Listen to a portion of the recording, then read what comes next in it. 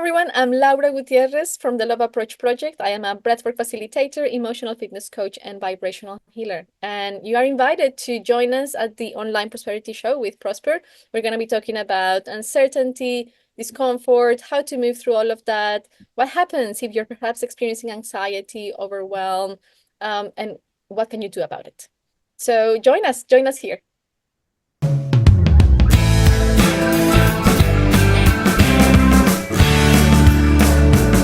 Ladies and gentlemen, welcome to yet another exciting episode of the Online Prosperity Show. I'm your host, Prosper Taruvinga, and today we have an incredible guest who's going to be joining us. Now, Laura, how are you doing today?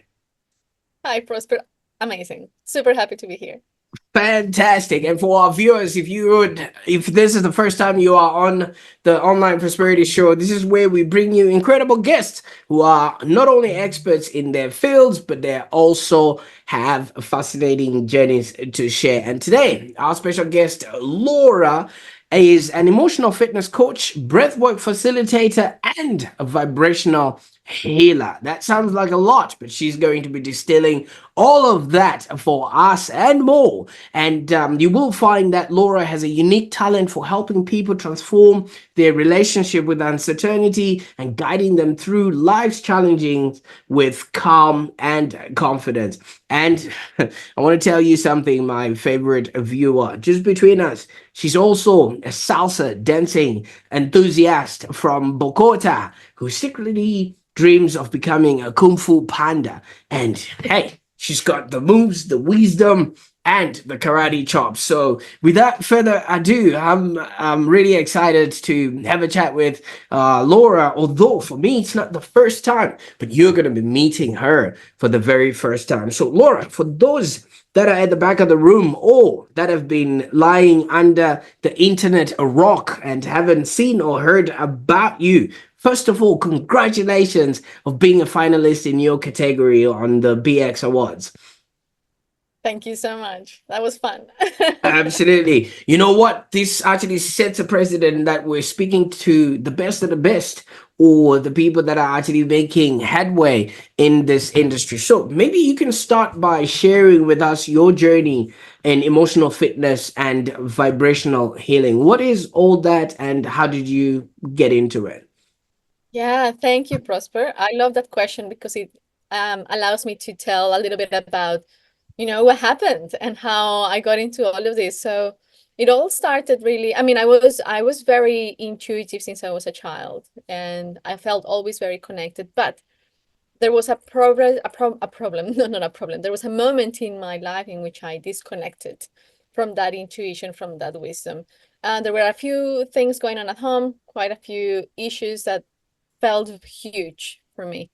And I actually went into a severe state of anxiety, like severe anxiety, panic attacks. And this period of time took me to go into hospital 3 times, like nearly one after the other one, with the feeling that I was dying. And every time I went to hospital, it was, like the emergency room. And they checked me, they did all the testing, and they said, there's nothing wrong with you. The last time that I went in, this was in Colombia, the doctor said, we're going to refer you to the psychiatrist. And that for me was a wake up call. It was like an alarm bell, because I actually had a friend who had been medicated for many years, and I could see how it wasn't working for her. And I had that as a mirror for me. And I'm not saying that medication doesn't work. All I'm saying is that I didn't want to follow that path. And so what I did was that I started investigating, researching, looking for alternative options. And this is how I ended up finding vibrational healing and, all the world of alternative therapies. So this took me first to practice and to learn Reiki, which for me was a lifesaver. And after that, then a host of different modalities started coming to me, really. I ended up moving then to Australia as well and learning lots here. And this is how I have been building my skill set, my experience, my practice, basically. I don't know if this answers your question. Absolutely. And thank you so much for taking us on that journey, especially, starting off when you were younger or as a child. Now, you did mention you were very intuitive. Now, is this something that was just unique to you, or each and every one of us has access to this? We all have access to our intuition. I just what I've noticed, through my own practice is that for some people it's more like on the surface, kind of like on the skin, let's say. It's easier for them to access it. And for some others, they've got to consistently work on accessing it. But it's always there because if you think about it, I mean, I'm gonna be talking a little bit about woo-woo stuff too. And you're going to obviously realize or understand some of my beliefs and my belief system. And I truly believe that we are like an extension, let's say, of source energy or universal energy, cosmic energy, whatever you want to call it, spirit. And it's always here. We are an extension of that. Spirit is in us. We are spirit. And so we can tap into that at all times, at any time. So it's more about, are we aware of that? But in here, I would also bring something else, and is that I don't know if you're familiar with the disc system, you know, D energy, I energy, S energy, C energy.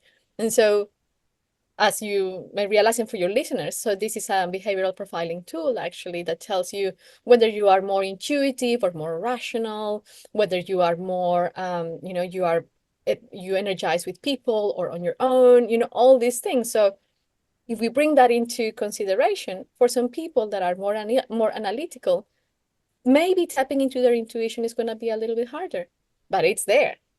It's there. Absolutely. Now, obviously, for a lot of people, like you say, it's not very clear, and it's something that happens. uh for those that notice it will notice it, and for those that don't, it will take a while for them to actually notice it. What sort of things would you have been doing as a kid that then sort of shows or points out to the fact that you were actually an intuitive? Because so many people would not have an understanding of what that actually looks like, and if we can sort of create a parallel, it would be easier for people to then move on past that so that we can understand who you became. Yeah. Well, this is an interesting question. I had never been asked this, so I'm kind of like thinking, okay, let me go back a little bit in time and check. So I would say one of the things for me is that I always felt very connected to spirit, to a bigger energy, something bigger than me, basically. And I was raised Catholic. I'm not a practicing Catholic, but I was raised Catholic. And but interestingly enough, my mom is Catholic. My dad wasn't or isn't. And so I grew up in a mixed kind of family, let's say, in terms of beliefs and spiritual experiences. But one of the things that was installed in me was to always kind of like have awareness of that bigger energy, whether you call it God or spirit, universe, whatever. And so for me, that connection, it was always present, and so I could actually feel that energy. I could, just like perceive it in different ways. For me, I'm mainly a clairsentient and claircognizant, meaning that I receive like thought forms, let's say. And for me, it's very clear, it's a knowing, and this is how I work with my clients. I know what I have to do with this person. It's a knowing, and that knowing doesn't go until I act upon it. And the same with the feeling, For some other people, it comes as clairvoyance, they see, or clairaudience when they hear. So I knew this, but I never thought it was like a gift or anything, it was just the way life was. So I always at night, I used to love, love, love to light a candle and to sit and watch the candle and contemplate it. I didn't even know this was like a technique for meditation or contemplation. I just used to do it. And for me, that it was that moment of connection. And so I felt very receptive, perceptive. I could sense people's feelings, moods, I could sometimes even know what people were thinking, but it was not weird for me. It was just the way things were, you know? Absolutely. And half of the time, most of these things are a little bit scary to kids. And maybe they seek an adult or somebody that they can maybe tell or relate to. Is it something that you had an opportunity or had access to? Not really, but I mean, my dad also had a lot of those experiences, and he was very open with us, at home, sharing some of his like mystical kind of experiences, like he actually when he was a kid, he had I forgot the name of this in English, when you die and you come back. Um, I forgot, so when he was a 5-year-old, I think he drowned Like from the reincarnation, you say? No, it's not reincarnation. It's when you die for a few minutes and then you come back. Oh, it's an afterlife experience. Oh, I forgot the word in English for Near that. death experience. Near death experience.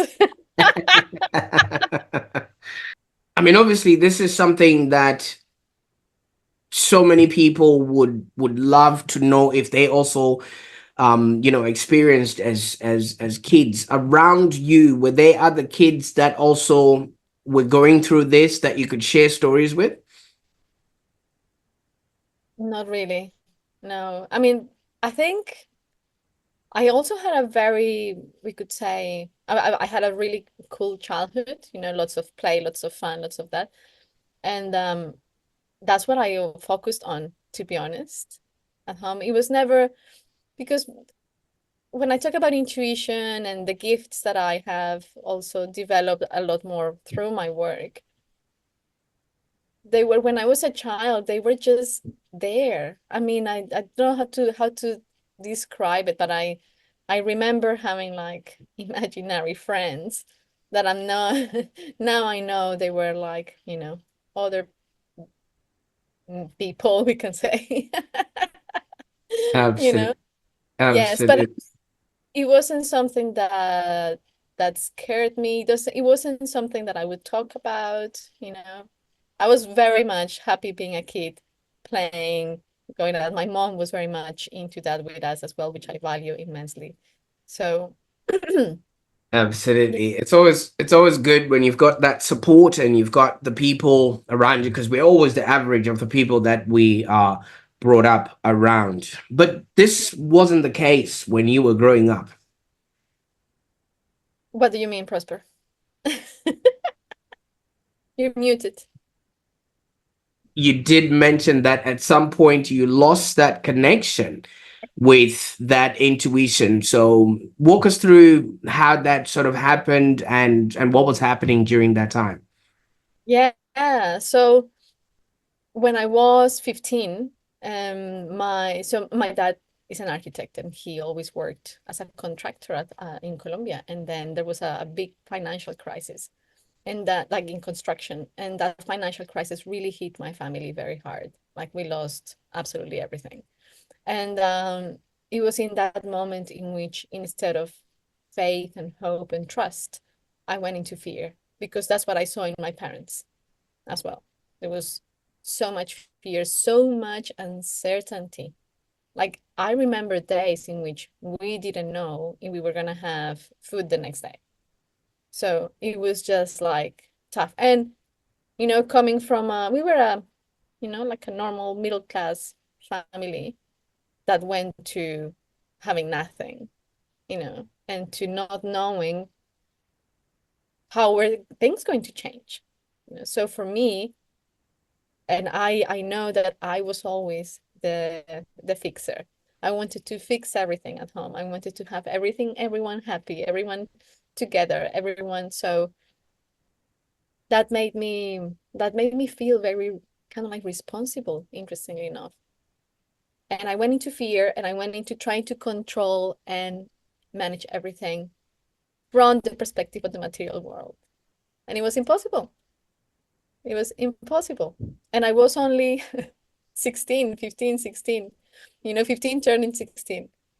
And so after that, then I had a couple more years of school. Things were very bad at home. And then I ended up going to England, going to London because I have family there, and I had the opportunity of going there and studying English. And it was like a whole new world open to me. So I had never drank alcohol before then. Over there, I learned how to drink, how to, how to kind of like escape the pain. And interestingly enough, I was also escaping home, So I left, blah. But then I ended up 2 years later, I ended up going back to Colombia because I wanted to finish uni. I wanted to do that. And when I went back and saw my family in the situation they were and realized this is not changing, nothing has changed, things are worse actually. I went deeper into avoidance. And so partying, lots of drinking, not sleeping. I was studying, working, partying at the same time nearly every day, you know. And so that took me to a place of complete disconnection with everything, especially with Mm. myself. That is when I hit that place of rock bottom of severe anxiety. It was like I couldn't leave home. I was so scared. My nervous system was so worked up. Anything would trigger me in terms of fear. So that moment of disconnection was a period of at least, hold on, that was 2010, like nearly 10 years of disconnection. Wow, that's that's a considerable amount of time. I mean, obviously, so many people deal with this emotional pain, obviously through partying and hoping that it would escape. But if you really look at it, clubs are only open between 5 to 6 hours, but you've got the rest of your life to deal with, And drinking can only numb the pain up until tomorrow morning. You've got yet another problem to sort of work with. Now, would you say this is the influence of the environment that you were in, that obviously, you're a student, you're around other students, and the only sort of recourse would be to go out partying and not have to worry about what would have been happening at home then? Yeah, and I kind of like told myself the lie that I'm very busy as well. And so, it was like I'm studying. So back then I was doing journalism. So I was studying journalism. I had a lot of work with that. But then I also had to have a job because I needed to pay for my uni. My sister and I were supporting home. So we were both kind of like, we needed money to keep, supporting parents and us. Um, and then I was like, well, I don't want to just be at home. So I'm gonna go out. And I had friends that, went out and had a lot of drinks, and so it was like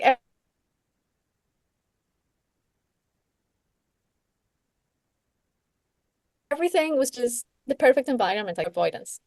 Mm, Absolutely. And 3 times you were in the emergency room. yeah. Absolutely. Now, I wanted to see if this was maybe somewhat of a connection with what your father would have experienced, as you did mention that he had a near death experience. And would that have been you trying to replicate that, just because that would have been a story that you were told at some point? Actually, I don't know. However, one thing that I do know now is that anxiety is is like self-medication in an interesting way. Because when you are having a moment of panic, I don't know if you've ever experienced a panic attack. No. So a panic attack literally feels like you're dying. And so in that moment, sometimes you also feel the like pain in your chest and down your arm. You feel that you cannot breathe. It's like this, you're cramping. What's happening actually is that you're hyperventilating. And so Mm. into this state of uh, respiratory alkalosis. So you're all cramped up, you're in pain, your mind literally is not working, you know?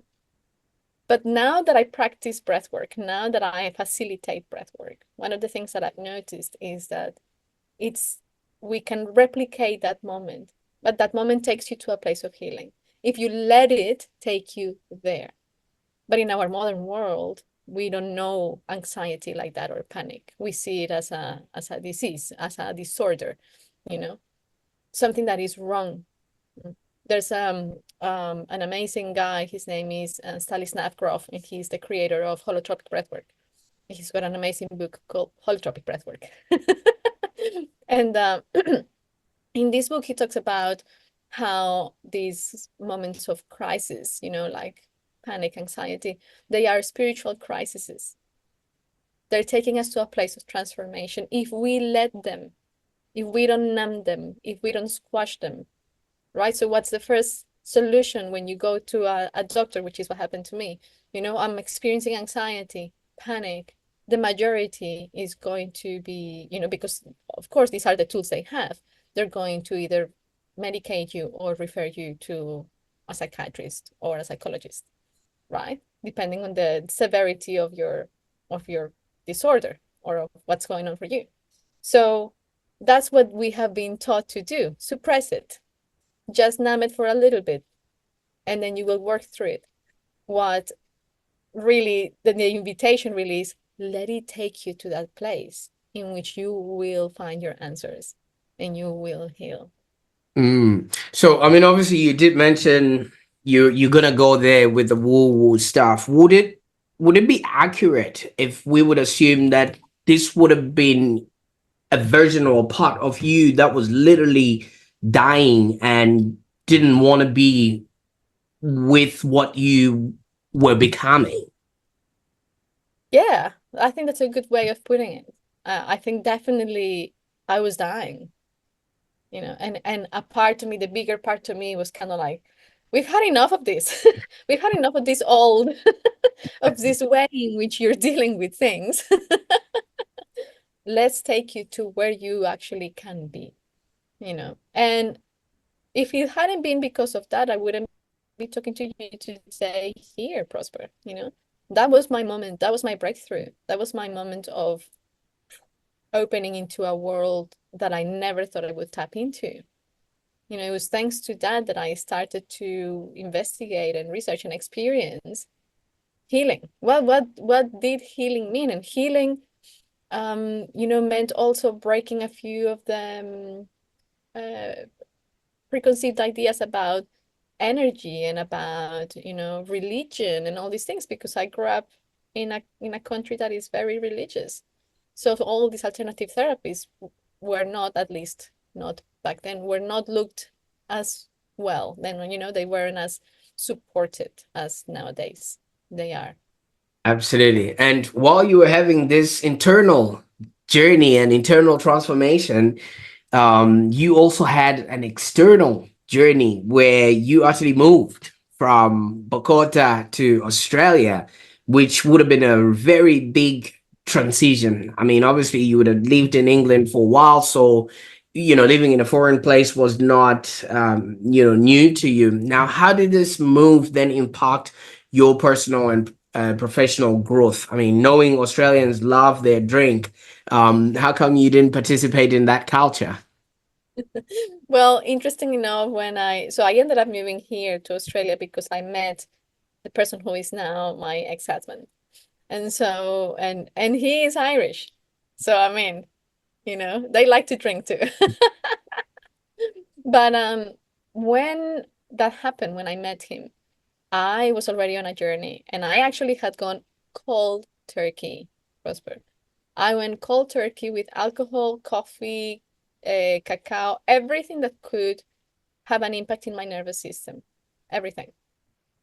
So I changed the way I ate. I became a vegetarian back then. I'm not a vegetarian anymore. But I changed so many different things. And that is also when I started learning Kung Fu. That was back in Colombia. And, you know, it was like when the opportunity to come to Australia came, I was a whole new being. I had become someone different, someone that was ready to face the discomfort of getting to know myself. but I had made some very clear choices and decisions around what was I going to allow into my body and into my energy, in that moment. Mm, Absolutely. And I quite like the person that you have brought to the table, because this person is grounded and very confident. I mean, obviously you've had your lived experiences and your moments that now qualify you to be the person that you are right now. And one of the things that you do is help people handle uncertainty. And what better person to work around that, because you experienced this firsthand when your parents were not certain about their well-being and things of that nature. Now, can you maybe tell us a little bit more about the specific techniques or methods that you're using in your practice to help people get a happier existence? thank you, Prosper. Yes, so it's been a beautiful journey of creating a massive toolkit, you know, for my clients. And so learning different modalities, different coaching ways of coaching, breath work, all of this. So right now, what I'm focusing on is on emotional fitness coaching, which I learned, or I started trained with Joe Pane, who is one of my mentors. Love him. um, and breath work, as kind of like the two of them go hand in hand, actually. And vibrational healing comes like around it. It's like the energetic support that helps integrate all of that. So with emotional fitness, it's basically providing my clients with the tools to be able to move through or navigate uncertainty from the mindset point of view. And then with breath work, we tap into the body. So sometimes, and I would say nearly 90% of the times, we try to address or navigate challenge, pain, discomfort only through the thought, changing the way we're thinking. But if the way we are thinking has become a habit, then the body will ask you to think in a particular way to continue that habit. This is something that actually Dr. Joe Dispenza talks about in one of his books. Well, he talks about it all the time, but one of his books is Breaking the Habit of Being Yourself. And he really goes into this topic there. He basically says, when the body has become the mind, you know, it's going to knock on your door and say, where are my chemicals? Where are my cocktails of cortisol, adrenaline, endorphins, all these things, right? So breath work will help you break that habit of thought, will help you, perhaps break some of those synapses or those, connections between your neurons that keep those patterns of thoughts and belief systems working. So that's why I love to work with them together. When I trained in breathwork, I realized, oh my goodness, this is the embodiment of emotional fitness. And emotional fitness is measured by the quality of our relationship with uncertainty. So in breathwork, let's say we're doing an exercise that is similar to experiencing death, basically, a hyperventilation exercise. It's uncomfortable, challenging, painful, but you are doing it with awareness. That means you are navigating that moment of challenge. And on the other side, there's always a reward. You're gaining something after that hard work, after that intentional work. Mm.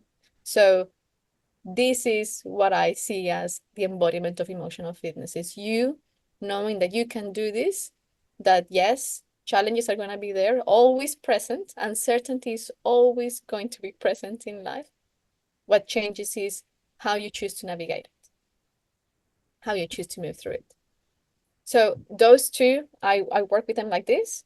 And then I love to help people integrate all that work because we are energy beings, really, through energetic or vibrational healing practices like sound therapy, hands-on healing. And I love stones, I love crystals as well, which are a part of the earth. We are standing on a massive crystal. So yeah, I hope this answers your question. Oh, Prosper. absolutely, it does. And thank you so much for, elaborating that, because obviously people will be keen to know how you work and how that sort of is transformational to them. And I'm glad you've mentioned that you've also trained with renowned mentors and institutions. I was actually just looking, one of my what do you call them, like page markers is a ticket from Joe Payne. Oh my goodness, courage to be you. So I was just looking at it and I was like, whoa, what a small world. Had I maybe taken up on his offer to be on there, I would have been, having a different conversation anyway. But obviously, with this comes, like we keep talking, the transformation and the ability to see others be, do, and have a happier existence. What do you find the most rewarding about the work that you're doing?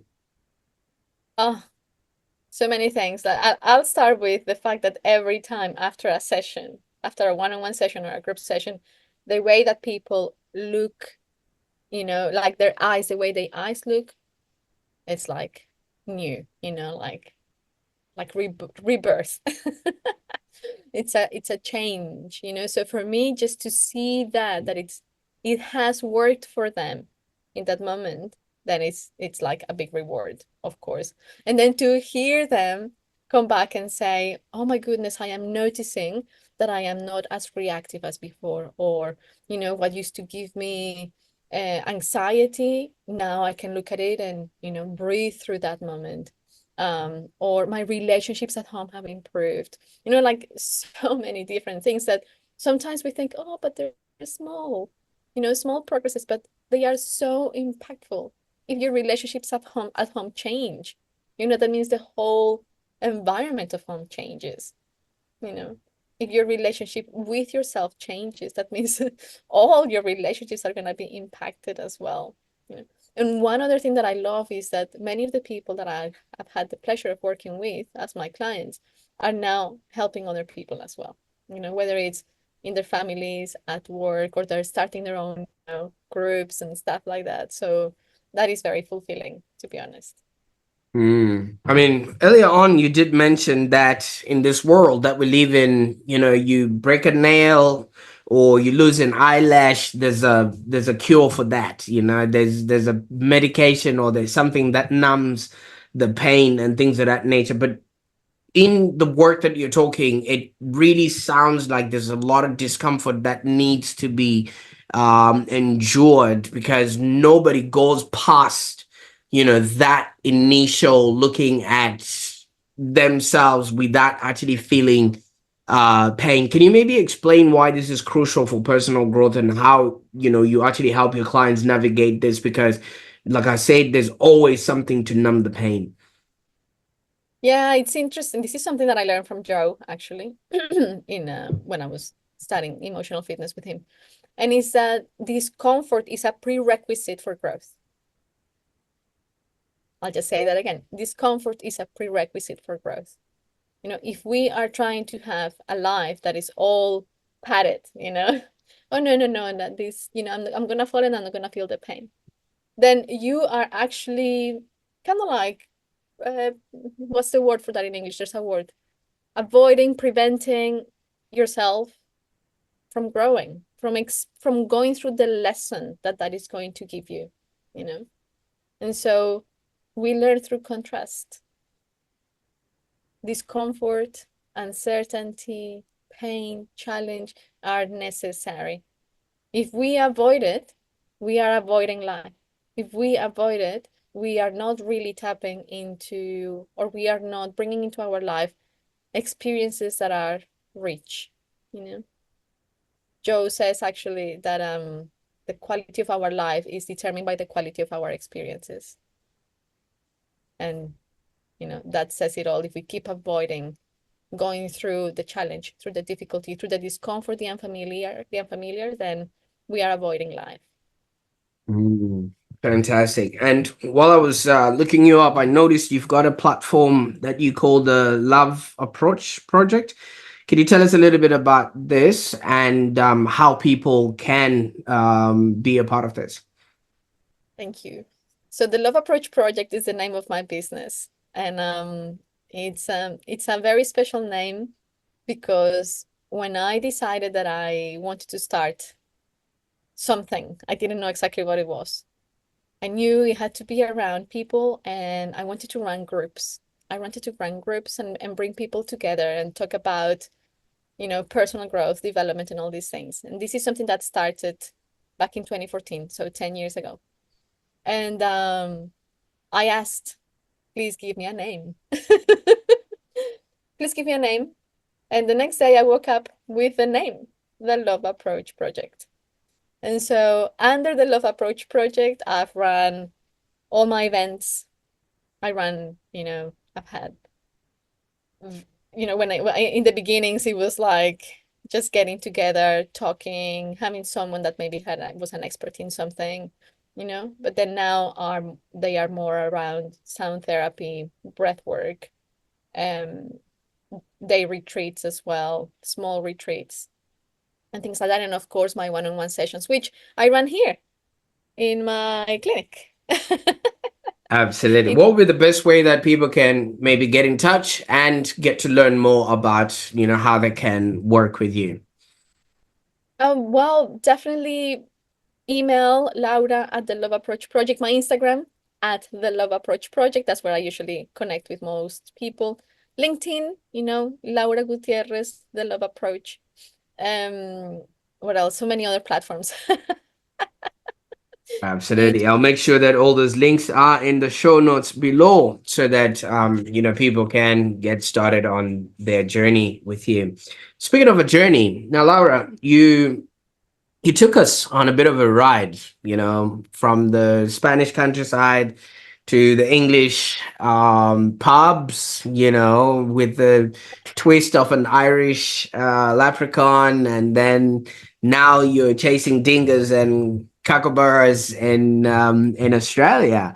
I mean, reflecting on your journey, if we could maybe just go back to the time when you'd gone into emergency for the third time in a row and you're lying there and you're confused, you're not sure what's going on, yet everyone is telling you you're fine.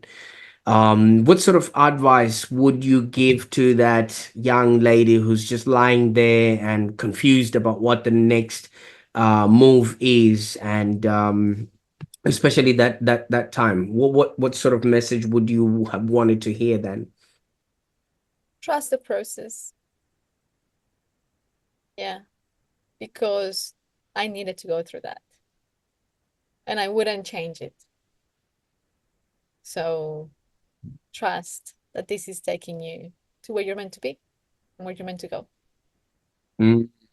I basically believe, we're here to live, to learn, and to contribute. I mean, for us to be able to live our best lives, we need to have learned or gone through and have had some sort of experience because, Laura, some coaches just, decide over a weekend, and then they might just walk past a place with burning coals and burn their feet for a little bit, and then on their way back buy band-aids and a laptop, and on Monday they're already calling themselves a coach, so you've actually had the lived experience and gone through what you went through in order for you to be the one that's speaking at the podium and sort of letting us know what it's all been. How does this all feel now that we've come full circle and you're now the person who's telling other people, hey, that margarita is gonna come haunting you. Why don't you come and do a bit of breath work with me?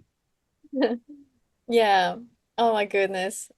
It's it's like it's such a we're still human. And this is something that I do want to emphasize. Not because I'm here talking to you, that means that I don't go through my own challenges and uncertainties and unfamiliarities. I recently went through separation, and that was another big woo, journey to navigate. But what I can say is that once you have the tools, once you know how to navigate those moments, then you can do it. I mean, you can always do it, but it's easier when you have the tools and the awareness because I would say, like we cannot keep running away from discomfort. All we Mm. can do is face it, let it come, embrace it consciously, and learn through that, through moving through that. So if someone who's listening to this is experiencing that discomfort, that feeling like, oh, this doesn't feel good, or this challenge, or then allow yourself to go through that and reach out if you need support. You're not meant to do it on your own either. And I truly believe that.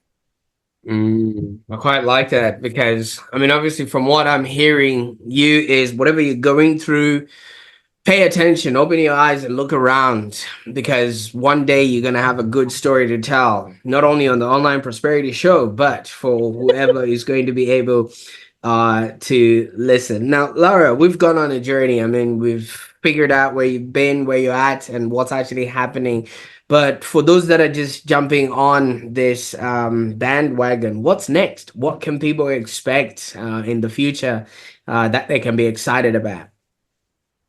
In terms of what? What are you working on that we can be very excited on right now? Is there a book coming up? Is there events? What have you got in store for us? Thank you, Prosper. Well, I've got events quite often, and I'll be running a one-day retreat towards the end of September here in Sydney. And I'm also going to be running a 2-day event here in Sydney for people interested in breath work, for them to be able to share it with others. So that's going to be an event for leaders, coaches, mothers, fathers, teachers, people that are leading with their example, which is basically all of us. Mm. All of us interested to do that, of course. Yeah, so that's coming in Feb. But I run a monthly workshop in Sydney, which is on the last Wednesday of the month, and that is breathwork and sound therapy. And I also run a quarterly online breathwork event as well. So people from anywhere can join, and they can find all the details for my events on my Instagram page or on my website. Absolutely. Now, Laura, it's been an absolute pleasure having you on the show today. I mean, your life story and your experience, I mean, what you went through and, coming from Bogota to becoming a beacon of calm and confidence in Australia is truly inspiring. And I can't wait to, see where this is all going to take you. Thank you, Prosper. Thank you so much. And I have to say that it's so amazing to meet people like you. Because just by talking to you the first time that I chatted to you, I felt uplifted. Even though that day that we chatted, I wasn't feeling great, physically. After chatting to you, I felt like, energized. So thank you. Thank you for bringing your gift as well to this world. Absolutely. I appreciate that. I mean, we're here to live, like I said, learn and contribute. And if you figured out something, it's only apropos to send the elevator down so that other people can also be elevated. So, thank you so much for acknowledging that and for seeing that. And for our viewers, if you're kind of feeling stuck in a hamster wheel of life, or maybe you're struggling with stress, anxiety, or uncertainty, I think Laura's workshops and sessions might be the key to finding that unique recipe for your own fulfillment. She has given a couple of options. You can do the online one, or if you are lucky enough to be in Sydney, you can actually do the in-person ones. I'll be putting all those details in the show notes below so that you can actually jump on to the next available one. And don't forget to check out her offerings, including those team bonding workshops and breathwork workshops that she conducts from her clinic there. Now, if you actually enjoyed this episode, be sure to hit that subscribe button and give us a thumbs up and share this video with your friends, just in case there are some people that are going through stuff that don't know how they could get themselves out of it, especially those going through anxiety or uncertainty. And remember, every single challenge is actually an opportunity for you to grow. And obviously, the Online Prosperity Show is here with content, but we also have guests like Laura who are here to help you thrive. Thank you so much for watching, and we'll see you on the next episode of the Online Prosperity Show. Bye for now.